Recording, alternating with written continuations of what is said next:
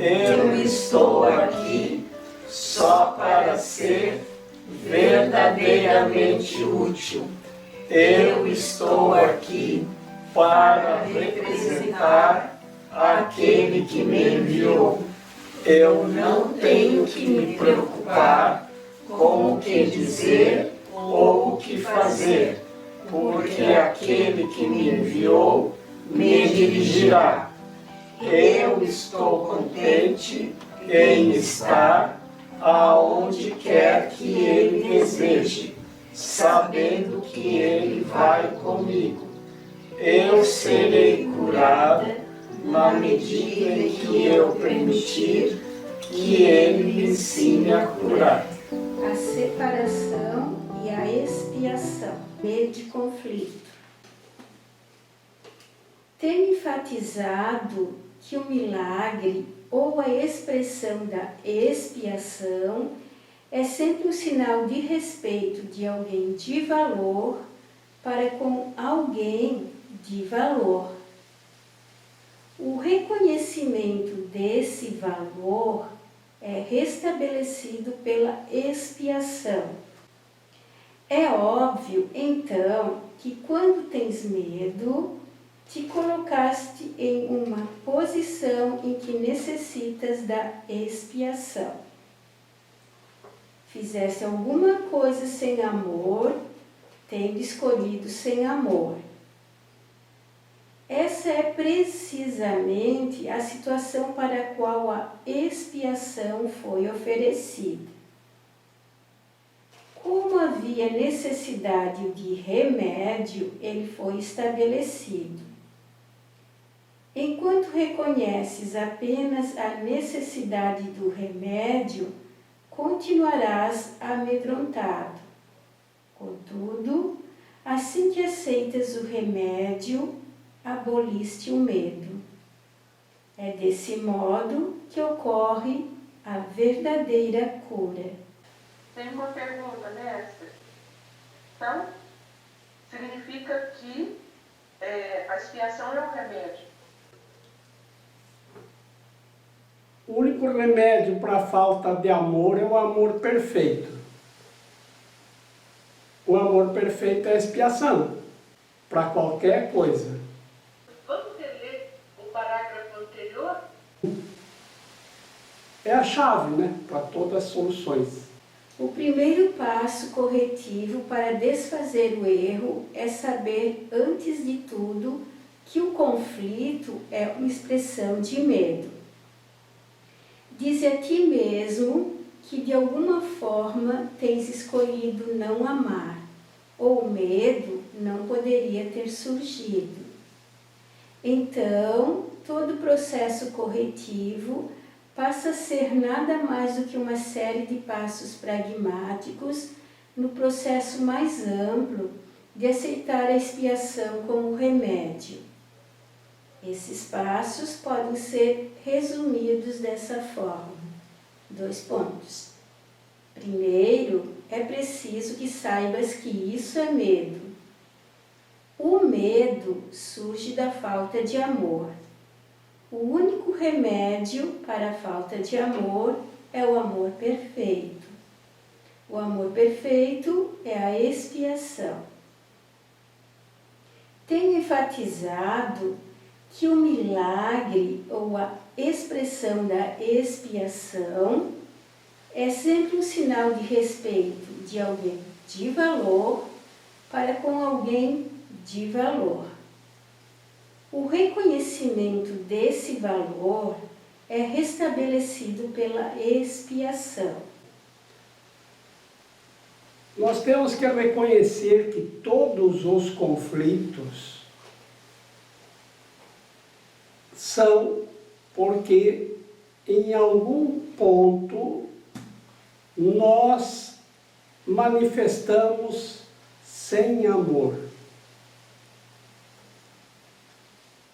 E eu gosto muito de ressaltar por pensamentos, palavras, ações, atos e omissões. Quando há um conflito, é porque aconteceu algo sem amor.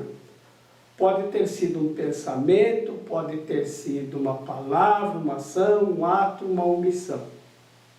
Muito bem. Quando isso acontece, o resultado é o conflito. Por quê? Porque nós somos feitos para irradiar o amor, que é o que nós somos. A luz tem que irradiar a luz. O amor tem que irradiar o amor. O abacateiro não tem que dar abacates. O pé de manga, a mangueira, não tem que dar manga. O cajueiro não tem que dar caju. E eu tenho que gerar o quê? Se eu sou criado no amor, eu tenho que gerar amor em tudo. No pensamento, na palavra. Quando eu faço alguma coisa que está em desacordo com o que eu sou, isso gera um conflito. O resultado do conflito é o medo. Então, qualquer coisa que não seja amor é o medo. Só tem dois sentimentos, o amor e o medo.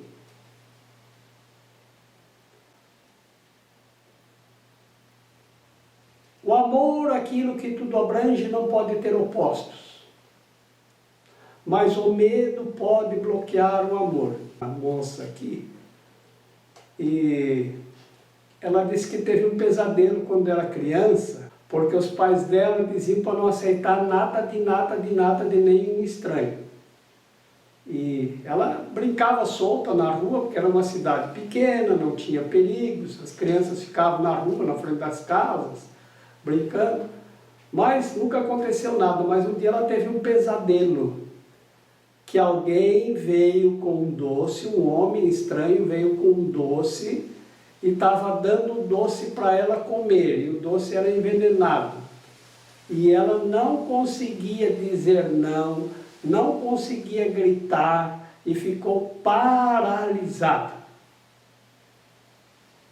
E aí eu disse para ela, pois é, o medo paralisa.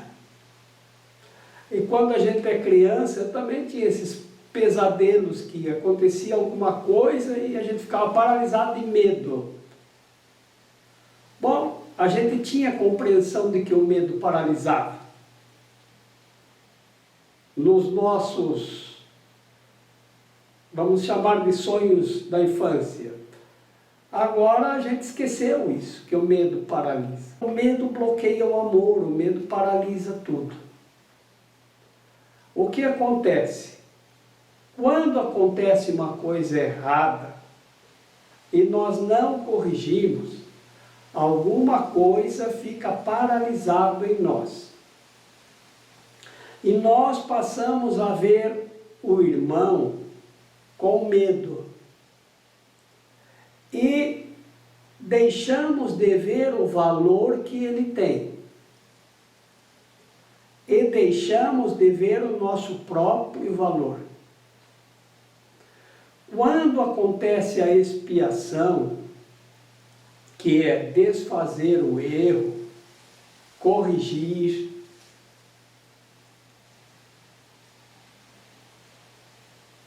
isso deixa de existir. Por isso que o ato da expiação restabelece o valor do seu irmão e o teu. Por quê? Porque vocês voltam para o valor anterior. Porque quando eu cometi um erro com alguém, eu ouvi esse alguém dizer, esse rapaz aí não vale nada. Por que esse rapaz não vale nada?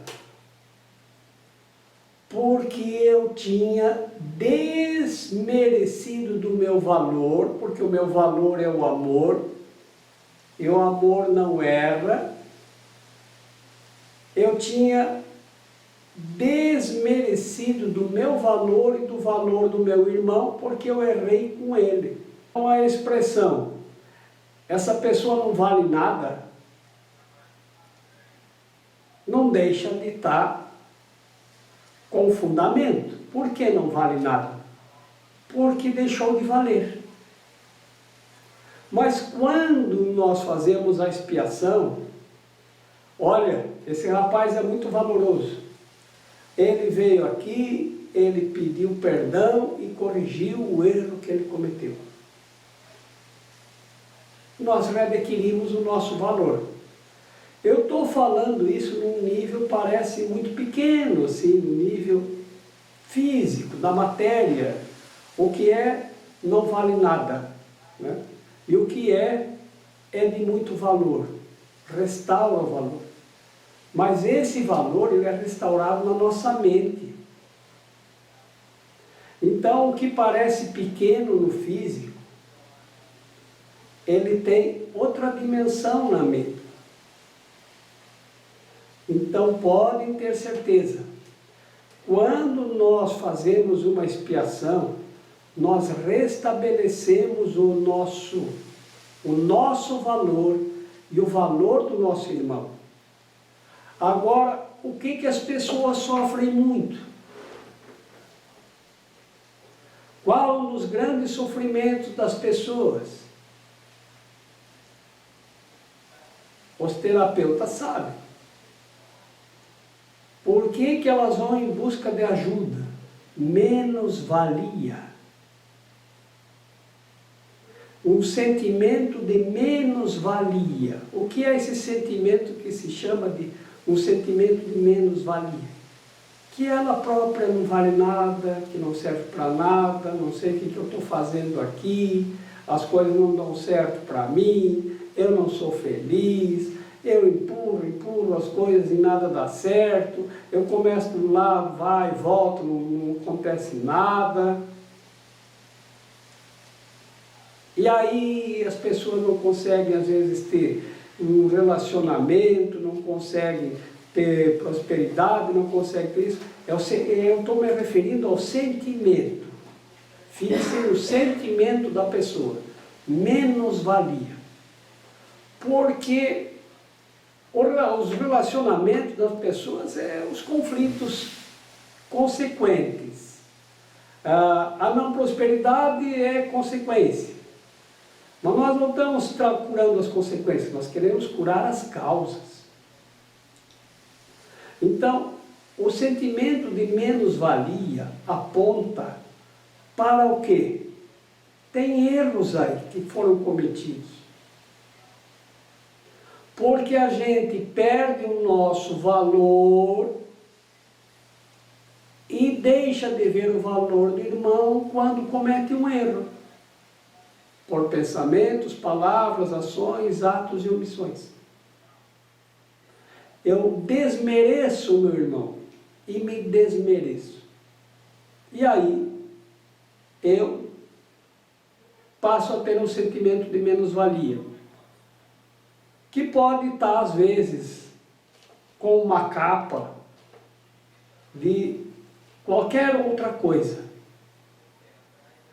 O mundo não é justo comigo.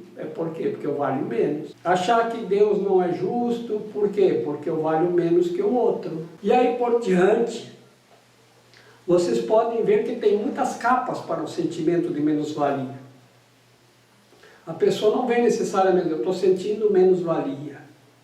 Ela vem com outros nomes. Mas é isso. E a causa é essa. O que deu errado? O que deu errado é que isto é um sentimento de medo. De medo porque em algum ponto algo deu errado. Algo sem amor aconteceu. Então, o único remédio para a falta de amor é o amor perfeito. O amor perfeito é a expiação. É óbvio, então, que quando tens medo, te colocaste em uma posição em que necessitas da expiação. Fizeste alguma coisa sem amor, tendo escolhido sem amor. E é precisamente a situação para a qual a expiação foi oferecida. Como havia necessidade de remédio, ele foi estabelecido. Enquanto reconheces apenas a necessidade do remédio, continuarás amedrontado. Contudo, assim que aceitas o remédio, aboliste o medo. É desse modo que ocorre a verdadeira cura. Vejam como o processo é simples, uma vez que a gente compreende e aceita. Se eu estou com algum conflito, primeiro reconhece que isso é medo. Tudo que não é amor é medo. Tá? Por quê? Porque no momento que eu erro, que eu cometo um erro, o resultado lógico que vem a seguir é medo, culpa e medo. A culpa a gente esconde e o medo a gente diz que não é. A gente põe uma couraça em cima para esconder. Ah, não, você não tem culpa de nada, todo mundo faz isso, não tem razão para ter medo, porque ninguém vai descobrir, e aí você vai guardando tudo isso na tua caixinha de Pandora na tua memória. Tá? Como a gente não consegue acessar todas as coisas que estão lá, assim como se a gente abrisse um caderno, então eu vou ver tudo que está lá registrado. Porque a gente não aprendeu a fazer isso, o sistema de abertura é diferente desses arquivos que temos na nossa memória, e eles só existem na nossa memória, Então, a primeira coisa que temos que fazer é essa avaliação. Eu vou ser repetitivo aqui. Tá? Reconhecer que aconteceu alguma coisa sem amor. Se aconteceu alguma coisa sem amor, então é medo. Bom, então agora eu quero saber o que aconteceu sem amor. O que foi que aconteceu? Então eu lembro da história do Joãozinho, que eu briguei com o Joãozinho.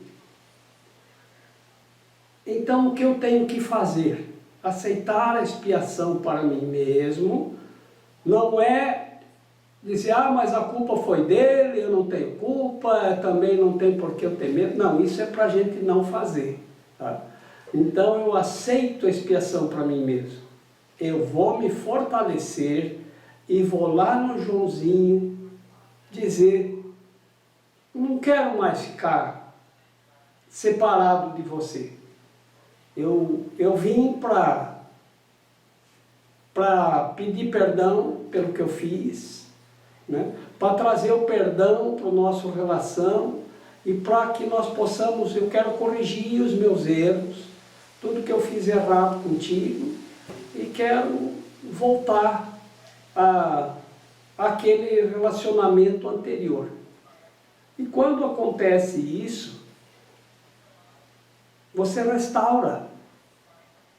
Porque ele vai se sentir valorizado. Por quê? Porque você quer estar com ele de novo. E você restaura o teu próprio valor. Isso é a cura. E não tem outro caminho. Então tudo passa por aí. Então tudo é um exame de consciência.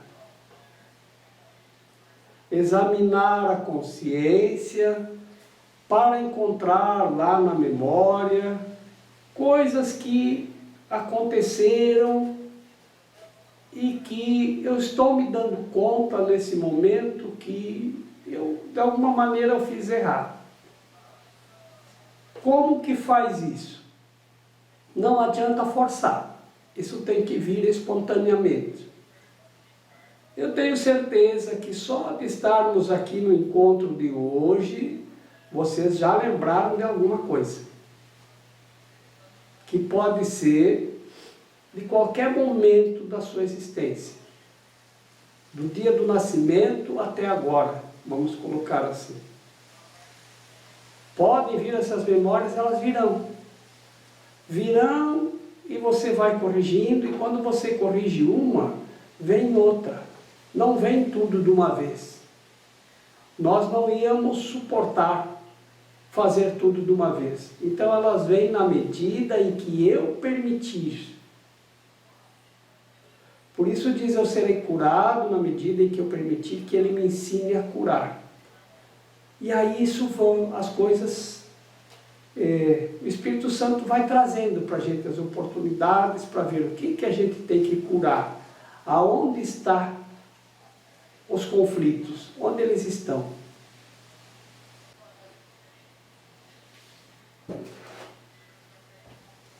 Que do jeito que foi colocado aqui, é uma coisa para nós que estamos estudando o curso em milagres compreendermos.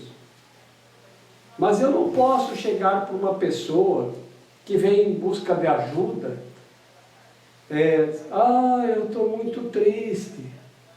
Mas não é tristeza, isso é medo. Alguma coisa errada você fez. O que tu fez de errado? Né? Isso não é o caminho da cura, isso é o caminho da condenação, já sai condenando a pessoa. Então, dizer para a pessoa isso é uma situação muito complicada. Nas terapias a gente não diz. A gente faz a terapia e a pessoa vai se dando conta do que tem de errado. Então a pessoa tem que dizer o que está errado com ela. Não é eu que tenho que dizer. Tá? Então mesmo para um amigo que venha dizer, eu estou com muitos conflitos, eu não posso dizer para ele o que tu fez de errado. Isso vai parecer um ataque, uma condenação, já estou condenando ele, já está me condenando, já está dizendo que eu fiz coisa errada. Né? E aí, ao invés de aproximar a pessoa, ela se afasta. Tá? Isso é uma compreensão para nós termos, para sabermos como que funciona o processo de cura. E é assim que funciona. Tá? Agora, e também é para utilizarmos isto para nós mesmos. Então não é para utilizarmos para os outros, não que não possamos. Mas tem pessoas, aprendi isso, dá certinho com o teu problema. Tu está com esse problema porque tu fez isso. Não é para fora, é para dentro de nós mesmos que nós temos que trazer isto para irmos aceitando. O que ele diz? Aceitar a expiação para si mesmo. Esse é o processo terapêutico que nós estamos fazendo, participando de um curso em milagres. Então eu uso alguns exemplos externos para mostrar como funciona, mas isso tem que ser utilizado para nós mesmos. Toda vez que eu me lembro de alguma coisa, e eu lembro de coisa, eu vou lhes dizer que eu estou há quantos anos aqui? Eu dizia 30, e o Alexandre dizia, faz 30 anos que eu estou aqui, faz 30 anos que está dizendo faz 30. Então, há mais de 30 anos, né, que eu estou me trabalhando e lembro de coisas. Por quê? Porque nós registramos tudo. Vocês imaginem que nós registramos cada pensamento. E um pensamento é 1/1000 de tempo. Cada palavra, cada ação, cada ato, cada omissão. E com os 5 sentidos, tudo que você vê, o tempo todo, isso tudo registra na tua memória. Tudo que você ouve, tudo que você toca, você registra o sentido do tato. Os cheiros, tudo é registrado. E o paladar, o gosto de todas as coisas. Tudo fica registrado na nossa memória. E é o tempo todo. Isso é contínuo. Então nós fazemos um registro contínuo e sem parar, desde que estamos aqui, de tudo o que acontece ao nosso entorno, que nós percebemos pela vista, pela audição, pelo fato, pelo tato e pelo olfato e pelo paladar. Tudo isso é registrado. E todos os pensamentos, palavras que nós geramos, também. As ações, tudo está registrado na memória. Em detalhes. Então, como que a gente vai acessar tudo isso? Pois eu lhes digo, estou há mais de 30 anos e todos os dias eu lembro de alguma coisa. Gente, como é que eu fiz isso? Gente, por que que eu não corrigi isso? Como que eu pude errar desse jeito? E aí, quando eu lembro do fato, agora é aceitar a expiação para mim mesmo. E vou trabalhar para desfazer isso na minha mente. Esses últimos exercícios de um curso em milagres, essas lições de todos os dias, desde o primeiro dia do ano, nós estamos na lição 56, eles são um caminho para a gente ir fazendo isso. Porque então, a primeira lição é isso não significa nada. A segunda lição do dia 2 do ano é eu dou o significado para todas as coisas. E você vai indo, vai indo, vai indo. A lição de ontem e de hoje trata de que nós só vemos conflito, só vemos confusão, só vemos tristeza, só vemos a mágoa, agonia, doença. Eu quero ver diferente.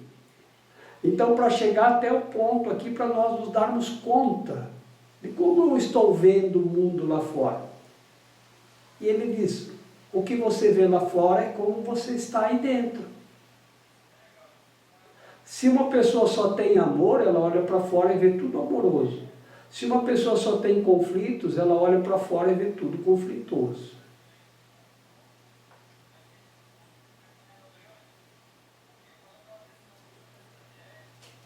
Um homem estava viajando a pé de uma cidade para outra. Era um andarilho. Aí ele estava chegando num pequeno povoado e tinha um homem sentado à beira da estrada, no barranco. E ele parou e perguntou, e aí, como são as pessoas desse povoado? E ele disse, como são as pessoas do povoado de onde você veio? São todas raivosas, aqui também são.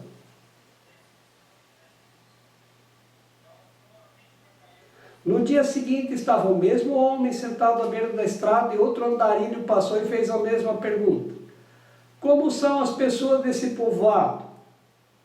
E o homem sentado à beira da estrada perguntou, como são as pessoas do lugar de onde você veio? São muito amorosas, aqui também são. O que você tem, como você tem, é que você vai perceber lá fora. E se eu estou percebendo muito conflito, é porque eu estou com muito conflito. Conflito é medo. Como que nós vamos desfazer o medo? Cada errinho que eu cometi gera medo. Cada errinho que eu não corrigi, o medo ainda está lá. Então a gente vai corrigindo. E atenção, isso não é para dar medo. Medo a gente já tem. Isso é para tirar o medo que a gente tem. Então, estou ficando com medo porque eu tenho tanto conflito. Não, você está com medo por causa dos teus conflitos. Agora, isso tira o medo. Restaura o valor. Uma das lições que eu que nessa época sempre é muito boa, não me lembro qual que é, pela lição 50, por aí, é uma próxima de onde estamos. Diz assim: Deus é o amor no qual eu perdoo. Deus é o amor no qual eu me perdoo. No outro dia diz: Deus é o amor no qual eu abençoo. Deus é o amor no qual eu sou abençoado. Lembrei, rapaz, eu peguei um lápis de cor do Joãozinho emprestado, disse que ia devolver no outro dia, não devolvi, foi ficando. Eu não sei mais de onde anda o Joãozinho. Não sei nem como eu lembrei disso agora. Isso foi na minha infância. Então, Joãozinho. E aí você coloca o que está na tua mente a respeito do Joãozinho. Você manifesta ali. Joãozinho, Deus é o amor no qual eu perdoo. Deus é o amor no qual eu me perdoo. O Espírito Santo comuta tudo em bênçãos.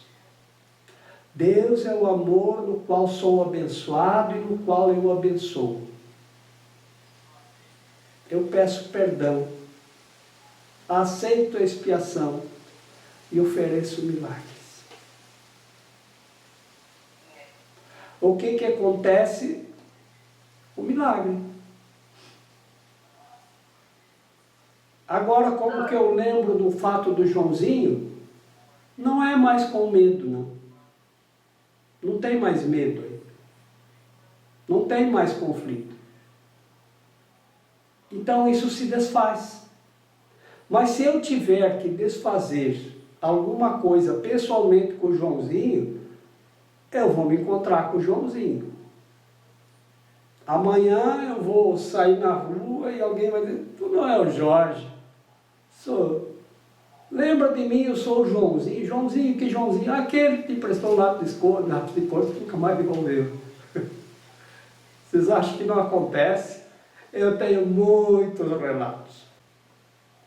A gente diz: que milagre. Eu estava justamente querendo encontrar você. Como que eu posso fazer para repor o dano que eu te causei?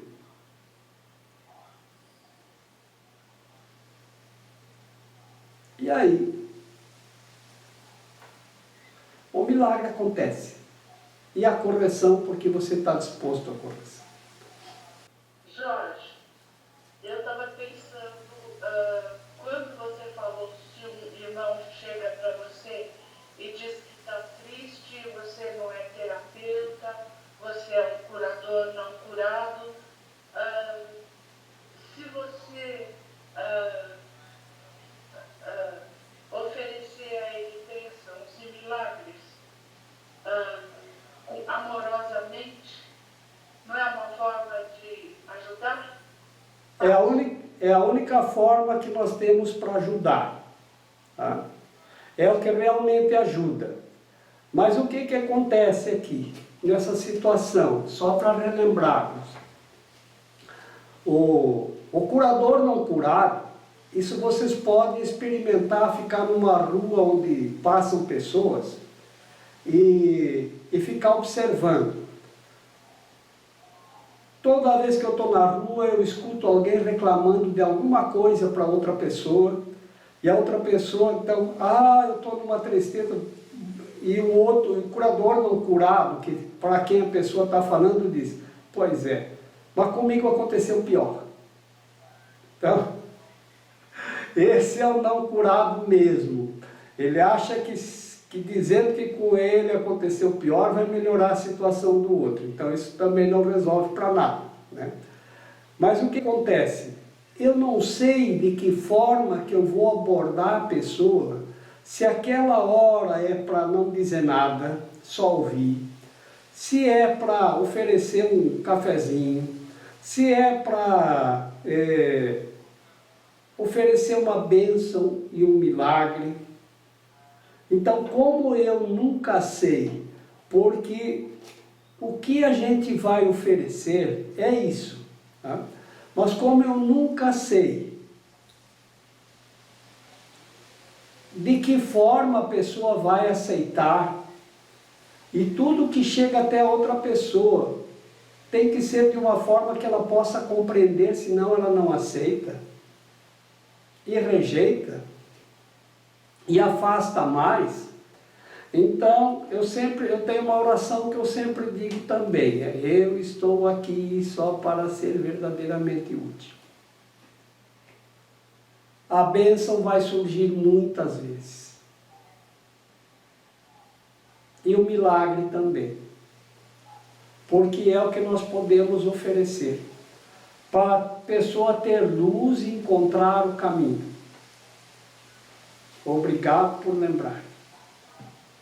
Como eu tenho, junto com Raquel, algumas possibilidades terapêuticas, às vezes a gente oferece Reiki, às vezes a gente oferece o curso em milagres, às vezes a gente oferece florais de Bach,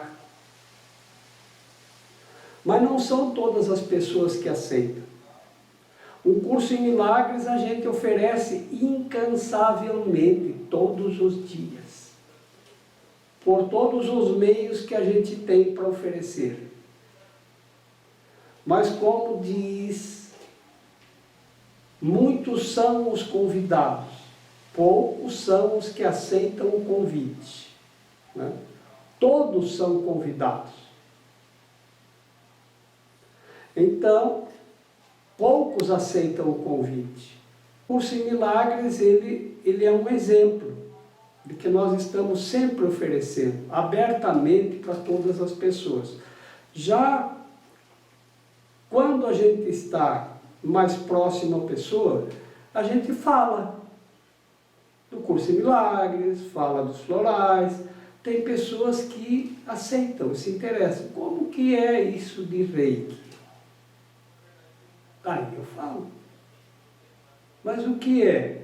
Quer que eu te explique como que é? E às vezes eu explico para a pessoa, tá bom, obrigado. Mas não diz que quer. E tem outras pessoas que dizem, e como funciona? E o que isso, você acha que isso pode me ajudar? Aí deu abertura e aí funciona. Porque quando a pessoa também não aceita, não adianta tu dar nada para ela, se ela não aceitar não vai funcionar. Tá? Só funciona quando a pessoa aceita. Porque como isso vem do Espírito Santo, o Espírito Santo não interfere, mas se a pessoa aceitar, ele atende imediatamente, aí tudo funciona. Tudo funciona. Jorge. Oi? Jorge. Sim. O meu caso deve ser atípico, né? Porque eu não fui convidada. Você Lembras foi. como é que eu entrei? Tu lembras como é que eu entrei no curso de milagres? Pode contar para nós aí? Claro. Eu estava meio doente, fui lá na tua loja comprar moxa. E aí eu estava comprando moxa, eu acho que eras tu, porque eu acho que foi a única vez que eu te vi. E alguém comentou, eu estava comprando a moxa e alguém comentou, eu vi falar em curso de milagres. Como eu já tinha um livro há 30 anos, eu perguntei o que era, e aí vocês falaram que vocês tinham a aula online, eu deixei o meu nome lá, e bom, e daí eu estou aqui. É muito inusitado isso que aconteceu comigo, né? Você foi convidada há 30 anos atrás. E ralei até chegar até vocês, né? Não, você recebeu o convite e guardou na estante. Pois então já estava empoeirado. Mas foi muito incrível isso. Eu sempre conto para as pessoas, porque eu tinha o livro há 30 anos e eu ouvi falar. Quando eu ouvi falar em curso de milagres, eu metida, perguntei, né? E aí estou aqui, felizmente. Então você veja, o convite você recebeu já faz muito tempo, recebeu o convite impresso. Verdade. Olha, é verdade, Jorge. Eu convidei muitas pessoas. Eu acho que não quis saber. É difícil mesmo. É o caminho do meio, né? É o caminho do meio, que é entre o passado e o futuro, né? Que é estar presente, descobrir ganhar esse presente, descobrir esse presente. Mas as coisas do mundo puxam muito a gente, né? Difícil. As pessoas, elas apontam para o outro lado. Lembra da caverna do Platão? Que ele chegou lá mostrando a iluminação, mostrando a luz verdadeira, eles apontavam para as sombras na caverna, dizendo, é isso, o sol que existe aí é isso, né? Então, é difícil passar essa mensagem, sabe? É muito difícil. Mas é muito bom quando alguém entra no curso de milagres, que aceita e vem participar. Aí é muito bom, tá? Porque isso traz muita alegria. E acontece muito também assim, das pessoas participarem daí um tempo, aí de repente elas se ausentam, e depois de um tempo elas voltam. E aí ficam um tempo, às vezes se ausentam, ou depois ficam para sempre. Tá? E o próprio curso diz, você é livre para estar aqui o tempo que você quiser, se ausentar se você quiser e retornar quando você quiser. Aqui a gente não tem mesmo porquê, né? Porque amar é dar liberdade e respeitar o outro, né? Então a gente respeita quando a pessoa entra e dá liberdade, e se a pessoa quiser se ausentar, vou dar um tempo aí, tens toda a liberdade, né? Pode ficar o tempo que precisar e a porta está aberta para voltar, sempre. Aliás, não tem nem porta. Essa é uma casa, sabe? Como é que era aquela música da casa? Era uma casa... Muito engraçada. Muito engraçada, não tinha parede, não tinha nada. É essa! Mas era feita com muito esmero. Então, essa é a nossa casa aqui. Não tem porta, não tem janela, não tem parede, não precisa nem bater na porta. Pode voltar e entrar. Essa é a casa do curso em milagres. Conhece a música, Tadeu? Conheço. Era uma casa muito engraçada, não tinha parede, não tinha nada. Eu não me lembro mais. Era assim. Todos experimentam medo. No entanto, seria preciso um pequeno pensamento certo para reconhecerem por que o medo ocorre. Poucos apreciam o poder real da mente e ninguém permanece plenamente ciente dele o tempo todo. Porém, se esperas poupar-te do medo, existem certas coisas que tens que reconhecer e reconhecer plenamente. A mente é muito poderosa e nunca perde a sua força criativa. Ela nunca dorme. A cada instante está criando. É duro reconhecer que o pensamento e a crença se combinam em uma onda de poder que pode literalmente mover montanhas. À primeira vista, parece que acreditar em tal poder acerca de ti mesmo é arrogância.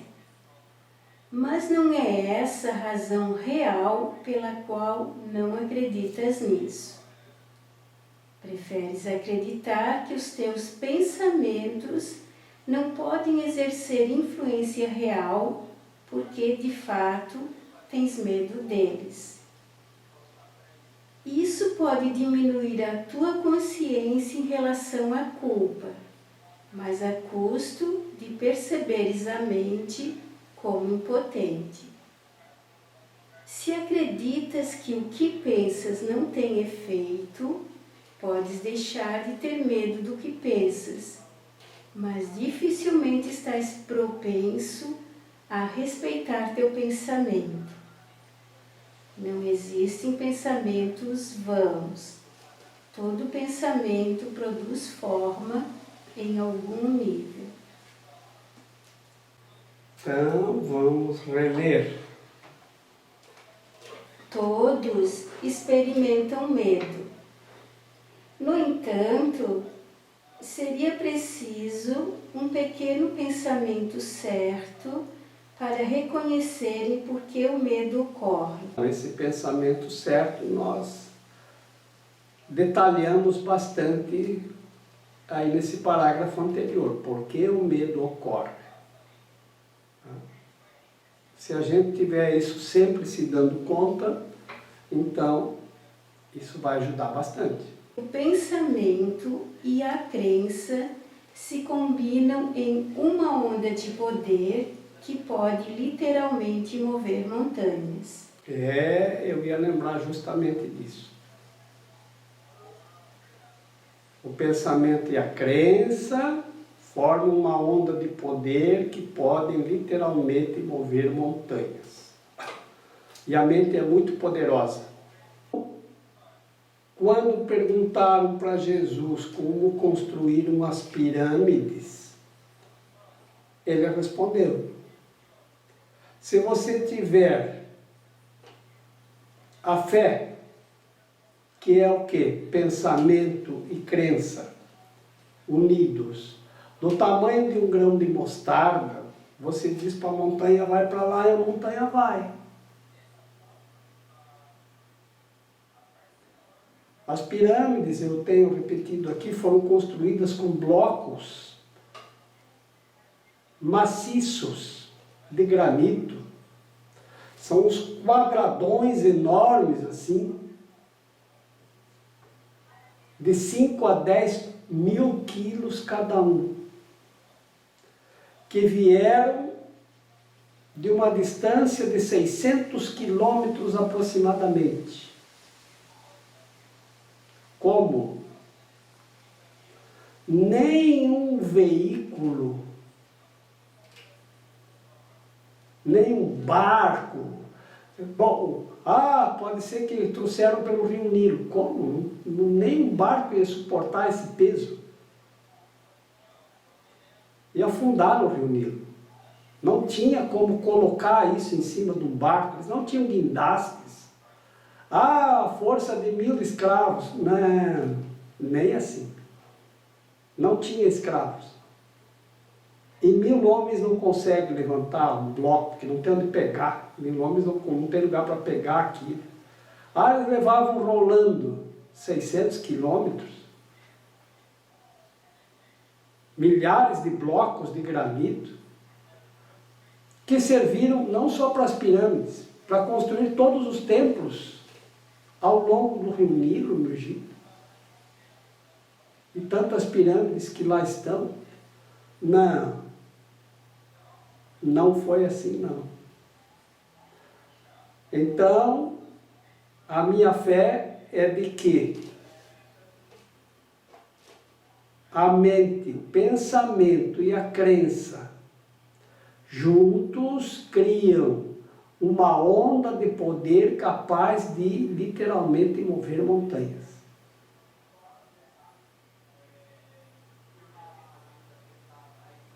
Agora, se a nossa mente é tão poderosa, por que nós abrimos mão desse poder?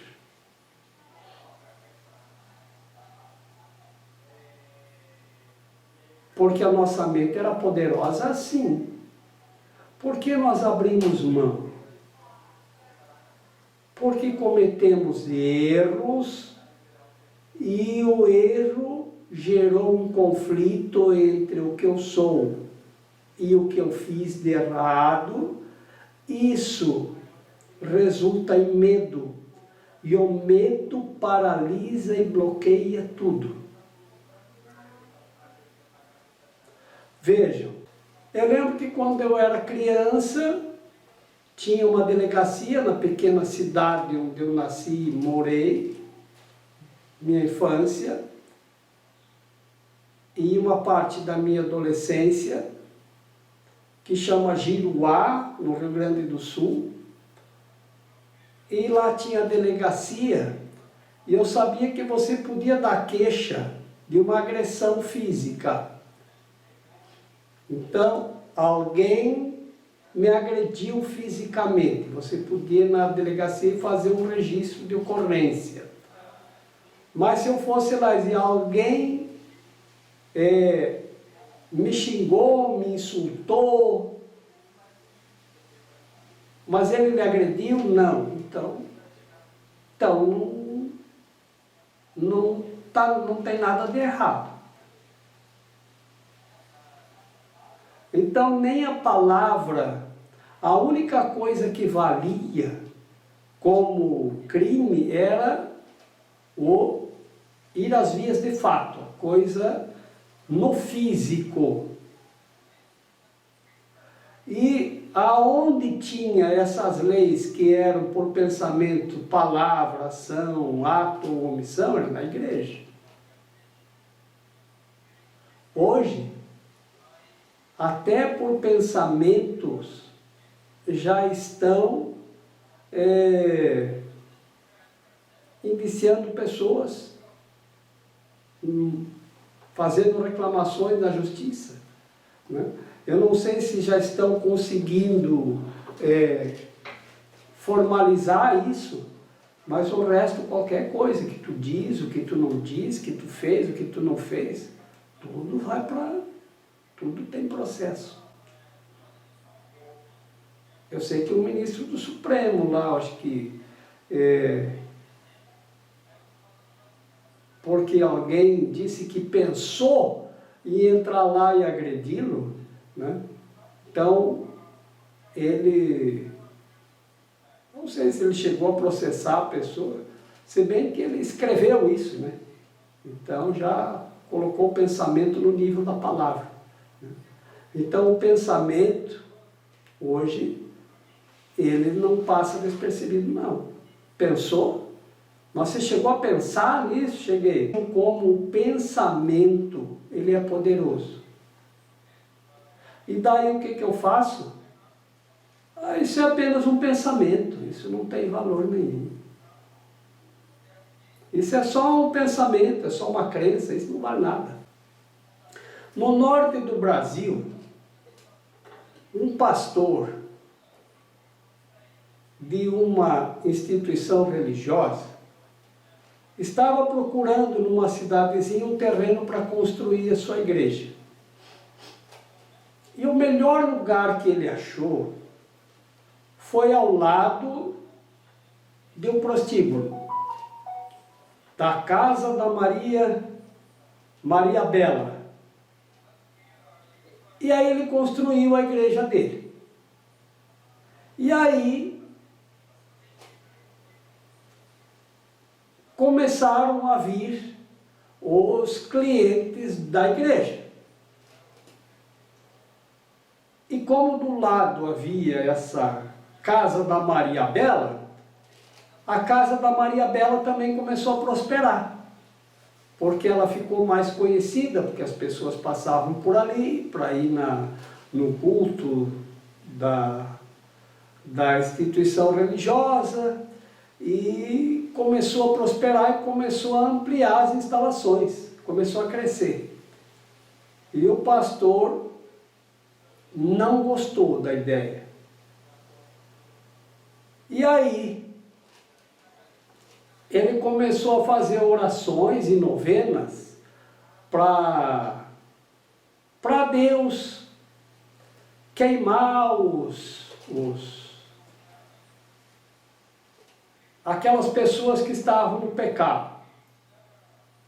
E não é que um dia caiu um raio e incendiou a casa da Maria Bela e destruiu quase tudo, queimou quase tudo. A Maria Bela entrou na justiça contra o pastor. E o juiz no seu veredito, ele começou dizendo assim, depois de todos, cada um botar seus argumentos, ele começou dizendo assim: estou diante de um caso muito interessante. A Maria Bela acusa o pastor de ter orado e pedido a Deus para que os infiéis queimassem no fogo. E aí caiu um raio e incendiou a sua propriedade. E ela está pedindo indenização. O pastor diz que a oração não vale nada e que Deus... e que ela não tem razão, que aquilo foi um raio, foi uma coincidência, que não tem nada a ver com a oração dele, porque a oração não tem poder nenhum. A Maria Bela diz que acredita no poder de Deus e no poder da oração, e está exigindo a indenização. O pastor nega, diz que não, que Deus não tem poder nenhum, que a oração não tem poder nenhum, e que ele não vai pagar. Então vocês vejam como é a força do pensamento. E por que nós temos medo e bloqueamos o nosso pensamento? Esse pastor nunca mais vai pensar, ele vai negar, ele está negando o pensamento e a fé dele. Está negando o poder do pensamento e da fé. Veja o conflito que ele está. Ele quer dizer para os outros o poder da fé, mas ele está negando. Por quê? Porque a gente não quer assumir o resultado dos nossos pensamentos. Nós não queremos assumir as nossas ações, nós não queremos assumir as nossas omissões, as nossas palavras, não queremos assumir nada. O pensamento menos. Prova que eu pensei. Pensamento não vale nada, não tem força nenhuma. E assim nós perdemos o nosso poder. É por isso que hoje, para levantar uma pedra, nós precisamos de um guindaste, de uma engenhoca enorme para poder levantar uma pedra. Porque nós não negamos o nosso poder, não temos mais poder nenhum. À primeira vista, parece que acreditar em tal poder acerca de ti mesmo é arrogância. Mas não é essa a razão real pela qual não acreditas nisso. Preferes acreditar que os teus pensamentos não podem exercer influência real porque, de fato, tens medo deles. Isso pode diminuir a tua consciência em relação à culpa, mas ao custo de perceberes a mente como impotente. Se acreditas que o que pensas não tem efeito, podes deixar de ter medo do que pensas, mas dificilmente estás propenso a respeitar teu pensamento. Não existem pensamentos vãos. Todo pensamento produz forma em algum nível. Tem aquela passagem bíblica que fala isso também. Tudo posso naquele que me fortalece, né? De Paulo. Eu acho bem como é repetitivo, assim, em lugares diferentes, mas é a mesma coisa. Mestre, eu queria saber como é que foi dirimida a questão aí da Maria Bela com o pastor, viu? Achei isso a coisa mais engraçada que eu já vi na minha vida. O pastor assumir que ele não acreditava em Deus e que Deus não faz nada, e da alegria do povo. A alegria do povo. A dela é inabalável.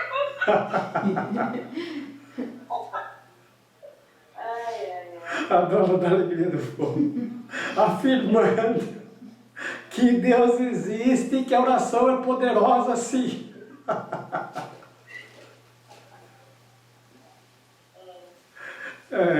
Eu não sei como aconteceu, mas eu acho que o juiz, eu não tenho o resultado, que eu escutei essa história até aqui, não me lembro de como foi o resultado, mas se eu fosse o juiz, eu mandava o pastor pagar e pedir as contas na instituição dele.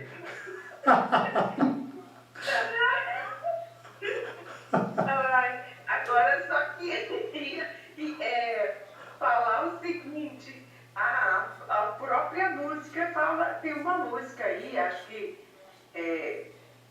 fala que o pensamento parece uma coisa à toa, mas como é que a gente voa quando começa a pensar? É mesmo. Agora, toda essa tua voada aí, quando começa a pensar, não é em vão, não é neutro. E aí é que está. Sim. Né? Porque a gente senta lá e fica imaginando uma coisa. Isso, nada é neutro. Tudo que tu pensa cria forma em algum nível. Tá? Então você tem que vigiar muito o pensamento. O que você está pensando? A minha mãe dizia que tinha que cuidar muito com o que a gente fala. Porque falar alguma coisa era o mesmo que pegar um saco cheio de pena e numa montanha bem alta, num dia de muito vento, e soltar. Agora você junta todas as penas de volta. Isso é o que acontece quando a gente fala. A consequência do que a gente fala. Tá? O pensamento, então, meu Deus, se a palavra é um saco de pena, o pensamento é mais leve ainda. Vai juntar como? Porque o que eu falo ainda pode estar registrado, mas o pensamento, ele voa. Então tem que vigiar. Mas vocês vejam como funciona. Quando eu era na igreja católica, quando eu era lá já mais adolescente, indo para a adolescência, a gente pegava isso e dizia assim, por pensamentos, palavras, a gente peca por pensamentos, palavras, ações, atos e omissões. Então tudo é pecado. Se eu pensar é pecado, se eu falar é pecado, e aí se eu fizer é pecado, se eu deixar de fazer também é. E por omissão, se eu não pensar, não falar, também tudo é pecado. Então não tem, a gente está condenado, está tudo. Peca de um jeito e do outro. Porque o ego já achava um jeito de distorcer tudo. A gente tanto usa o pensamento, a palavra, a ação, os atos e as omissões para pecar. E isso é o uso equivocado desses instrumentos. Porque o uso deles, a função deles é pensar amor, falar amor, as nossas ações devem ser amorosas, e se nós omitirmos, deve ser por amor. Né? Então, tudo pode ser utilizado para o amor ou para o equívoco. Pensa só amor, só alegria, só felicidade. Vai vigiando os pensamentos, vigia. Eu estou aqui só para ser verdadeiramente útil. Eu estou aqui para representar aquele que me enviou. Eu não tenho que me preocupar com o que dizer ou o que fazer, porque aquele que me enviou me dirigirá. Eu estou contente em estar aonde quer que Ele deseje, sabendo que Ele vai comigo. Eu serei curada na medida em que eu permitir que Ele me ensine a curar.